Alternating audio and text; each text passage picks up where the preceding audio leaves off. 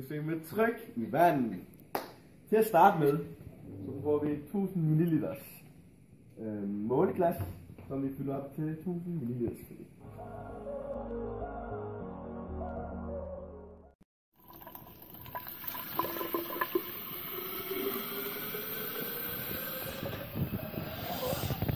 Så bremser vi lige lidt ned og begynder.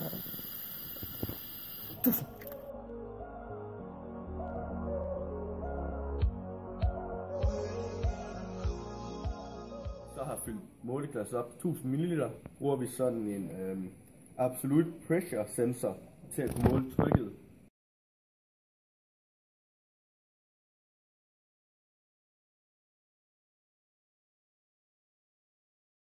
Ved hver gang vi går 200 ml ned.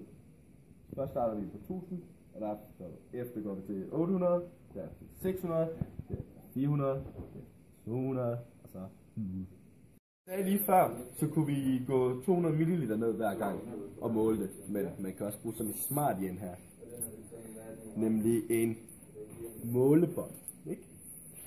Og den placerer man så her, og så kan man jo bare gå ned, ikke? Efter hvor meget man så har lyst til. Men ja, der er flere måder man kan gøre det på. Vi bruger den cooleste måde.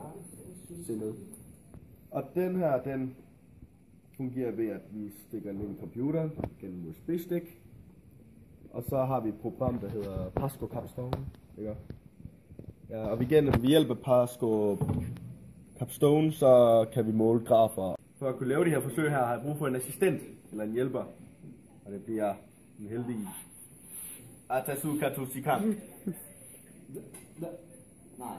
Til at trykke apparatet ned i 1000 ml. Og så skal vi se, hvad trykket er der. Kom i gang. Den er ikke vand nu. Nå, det skulle bare lige være luft. Ikke vand.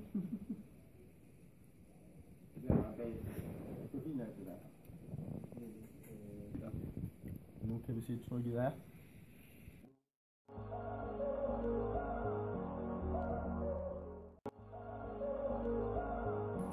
Så har vi skrevet vores dybder i meter og vores resultater for hvad trykket var per dybde vi gik ned. Og så som I kan se, så ved 0 er den 98,5 og ved 0,055 er den 99 og så videre.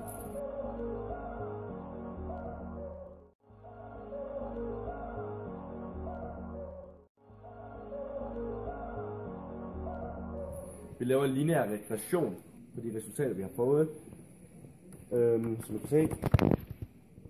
Og så laver vi så en graf ud af det, ikke også? Ja.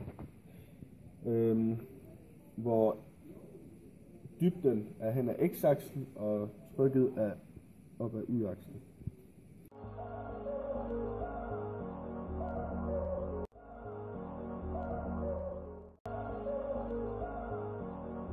Okay. Nu skal vi så måle kraft per areal, og det gør vi ved at sige, P er lige med H gange rho gange G, som er dybden gange rho gange tyngdeacceleration.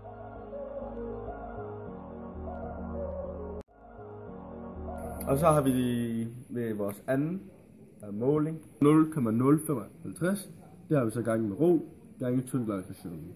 Og så får vi så, at den er 540,1 newton per kvadratmeter.